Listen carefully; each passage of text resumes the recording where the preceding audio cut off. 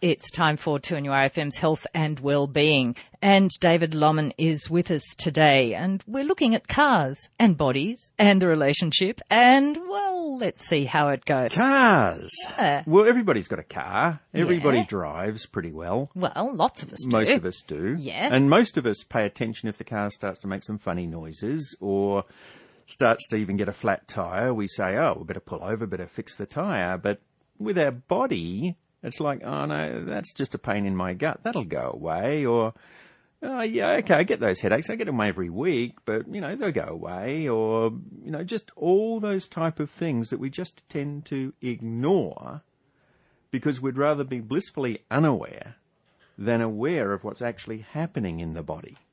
Well, some of us probably ignore the car as well because we don't know how to fix it. But certainly as far as the body goes, yeah, we just think, no, that can't be happening to me. We have to hold on to the car. We have to hold on and just hope, well, maybe it'll go away, maybe this, maybe that, especially if we haven't got any money to fix it, or we haven't got a friend who's got a garage, or we don't know what to do. Or we can even take it to a lot of different garages and they're not able to fix it. I know when I had some old bombs once upon a time, it was difficult to get them treated the way that I would have liked them to be treated because we didn't know what was wrong with them. So things just tended to break down. Well, that's okay for the cars. We know where to take it, and I suppose we know where to take our bodies to our health professional. Well, we do, and often people go along, and they have a blood test, and the blood test says, well, there's nothing wrong. The difficulty is that the blood test is only really going to show things wrong when they're badly wrong. But like with a car, if you pay attention to the first knock, the first time you get a warning that your cholesterol is rising, the first time you get a warning that your blood pressure might be going up, or the first time the doctor says, you better be a bit careful about your blood sugar, it's just heading towards that little upper level, or the headaches, or muscle cramps, or anything else of that nature, it's a really good time then to pursue your medical side of things. Go to the doctor, get the tests done. But if your doctor isn't able to help you, also look, I believe, at the other options that are available. And there's a whole lot of different practitioners in a whole lot of different fields who come at things in a different way. And it's not what I tended to call in my old days airy-fairy stuff. It actually has a basis in science. It has a basis in understanding of the human body at a much deeper level often than what the simple blood test will be able to tell you. So, where do we start? Well, I think we can start with food digestion because that's the biggest one that people have trouble with. And I've said time and time again, I see people now who've had 20 years of taking antacids, 20 years of taking medications for acid indigestion or reflux or what they now call GORD, and nothing has been done to absolutely fix the cause of the problem. And if you allow that to go on unfixed, and I was just been into the States and just came back this morning, and speaking to a guy at the seminar I was doing, and he went to a doctor, a few years back. Nothing wrong with him, no medications, he thought, but he was tired. Anyway, the doctor ran all the tests. He ends up on 15 medications night and morning, but no advice on his diet and no advice on what he can do to actually get off the tablets. So he's on blood pressure medication, he's on cholesterol medication, he's on diabetes, 2 lots of diabetes medication because they couldn't control his blood sugar. So just in the time I had to talk to him, we got him started on a program where he could start to make some changes and monitor those changes in a way that was outside the medical sphere, if you like, but in accordance with science. So food is pretty important in our daily living, isn't it? Absolutely. And he started 20 years ago. Why I brought him up was he started 20 years ago with indigestion, and he's been taking what they call Tums in the United States, or Alka-Seltzer, or Nexium, or Pariets, or those sort of things for 20 years before he was diagnosed with all of these other conditions. And hadn't realised. And he hadn't realised. He hadn't been paying attention to what his body was trying to tell him. And that's what we're really called to do. And 2NURFM's Health and Wellbeing with David Lommen. We're looking at how the body might be like a car. Well, no, we're looking at some of the things that we need to think about. Are we not? We are indeed.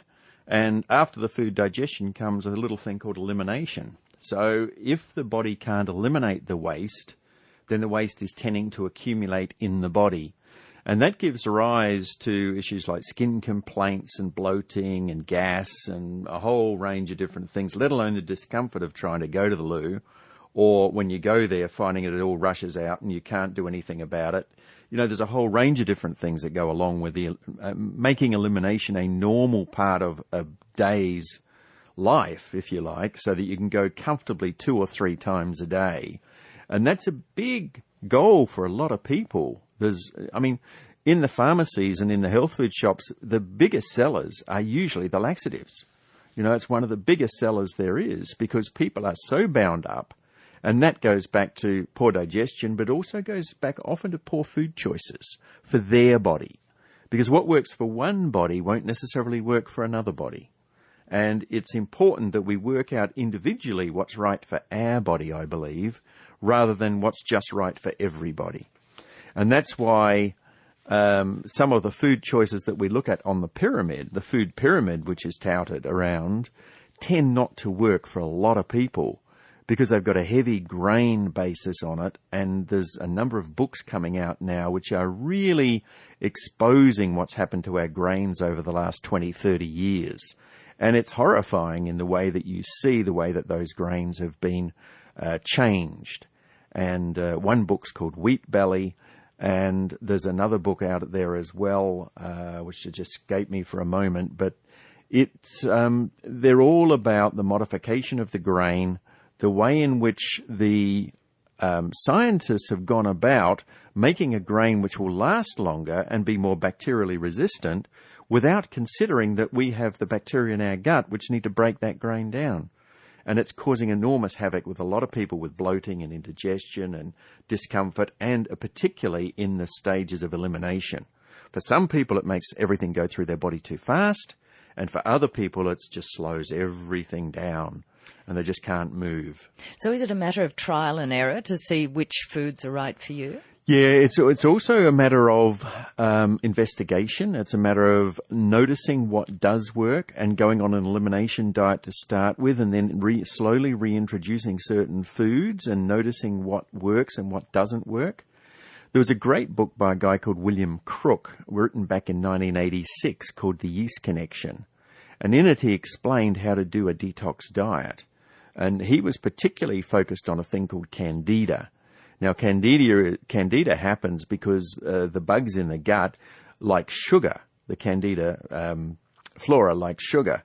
And when we have antibiotics and it wipes out a lot of the other flora of the gut, these bugs feed on any sugar which comes through, and they can cause thrush in women, but they can also cause enormous problems in the thinking capacity of people as well, because they give off formaldehyde in their life and death stages.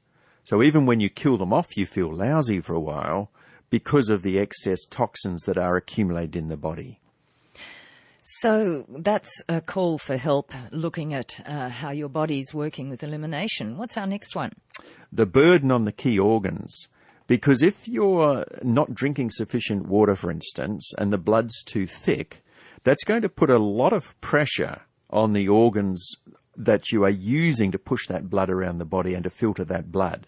So it puts pressure on the liver and the kidneys, but the area where it puts more pressure than anything else is on the heart, because the heart has to beat harder to pump that blood around the body.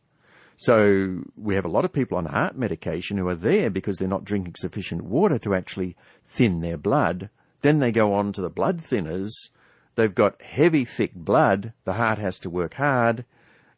They artificially thin the blood, whereas water and the right food would do the same job equally as well if they got it early. So the whole idea today is we're talking about getting things early. When you first notice that something isn't right, go to the doctor, go to the specialist, and then if they can't find anything, look outside that field and see who else can actually help. And there's a number of good practitioners. So if you are struggling with your health and you don't know where to go, start asking around. Ask your friends. Find someone you haven't seen for a while who looks really good and ask them, what are they doing? There is an enormous amount of information out there now and a lot of help for people. And we're looking at your body's call for help on 2NURFM's Health and Wellbeing. And one of the big calls for help that the body makes is energy production. So anybody who doesn't have energy, good, solid, consistent energy right through their day, their body is actually calling for help, I believe.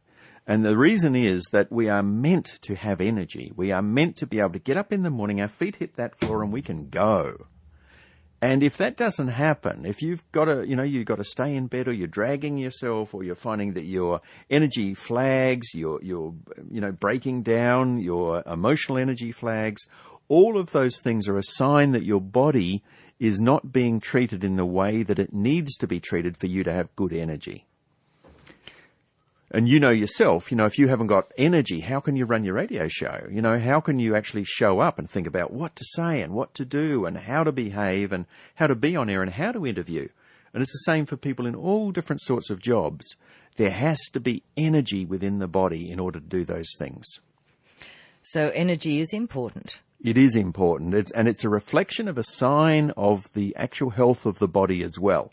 And I'm not talking about hyped up energy, which some people have. You can get some people who are, I can never been sick a day in my life, and then they drop dead from a heart attack. Not that sort of energy at all, that they're go, go, go, go. But balanced energy where you can come to the end of the day, you're quite tired, you go to bed, you sleep really well, you go through the night asleep, you might get up once maybe, but no more than that. Then the next morning when you get up, you wake up bright and early. You wake up basically with the sun, you get out of bed and you're ready to go. And you go all day again and you just keep repeating that pattern. What's our next call for help? Nutrient density.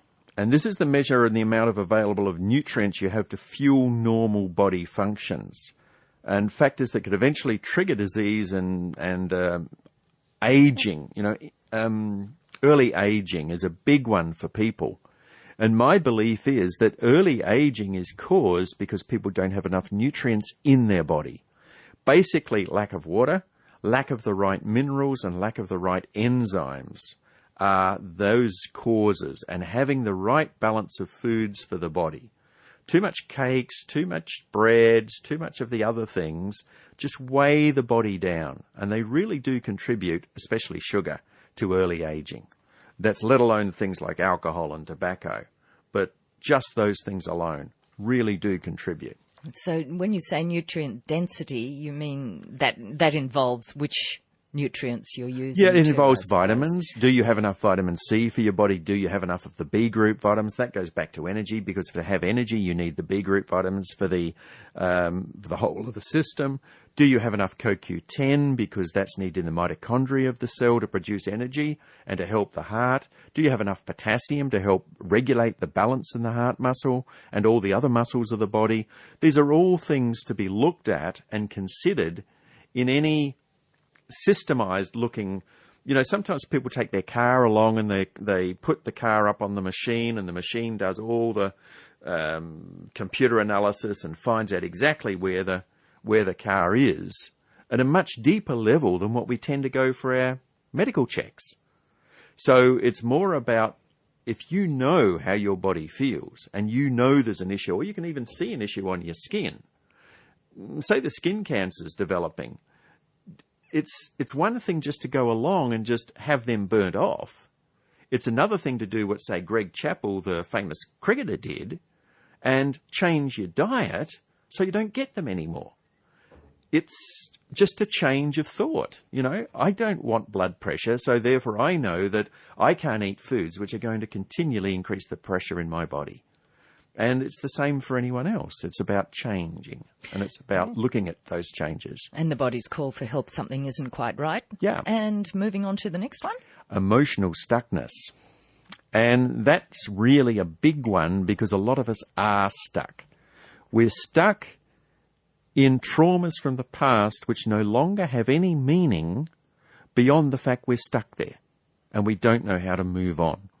So we could have had a lousy childhood, but we don't know how to move on. And lousy experience through our life in our 20s or 30s or whatever. A lousy experience in relationship, and we never have another relationship. These are the things which we tend to do to ourselves rather than saying, what's the opportunity for me in life? What can I actually achieve in life if I put all my energy into showing up every day? And that's what I believe we're all called to do. And the more we do that, the easier and freer it becomes for us. One last call for help. Physical misalignment. If your neck is aching, if your jaw is tight, if you can put your fingers on the sides of your jaw and just open your mouth and you've got a crunching feeling when you chew, or if your shoulder's lopsided, or you've got a sore foot or a sore ankle or a sore lower back, which I've had a few times, your body is misaligned. Now, you can go to the massage, you can go to physio, you can do yoga, which is what I'm choosing to do. You can go see a chiropractor, an osteopath, a physiotherapist, but do something, because the organs of your body depend on the nerve supply coming through your spinal system, feeding adequate energy through to the organs of your body. And if your spine is misaligned and any of those nerves are trapped, you'll have ongoing long-term problems with your back and your body. But more than that, you'll have problems with the organs of your body being able to do the other things that we were talking about, such as energy, such as digestion, such as elimination. So in an all-round treatment, it's also about making sure you are physically in alignment. Thank you, David Lomman. You're very welcome, Jane. Thanks, everyone.